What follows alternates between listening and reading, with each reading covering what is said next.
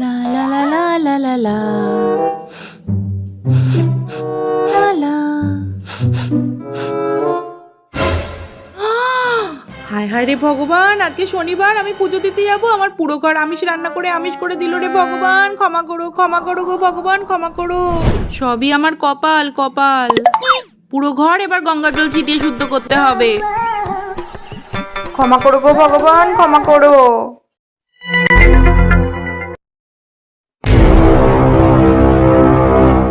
নে, আমিষ রান্না করে শান্তি হয়েছে তো তোর, এবার খা।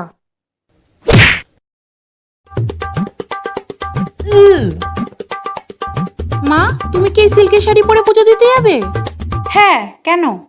না, শাড়িটা কি নিরামিষ? ও আবার কি কথা, আমি কোনো শাড়ি না ধুয়ে রাখি না। না মানে সিল্ক তো রেশম পোকার লার্ভা দিয়ে তৈরি, তাই বলছিলাম।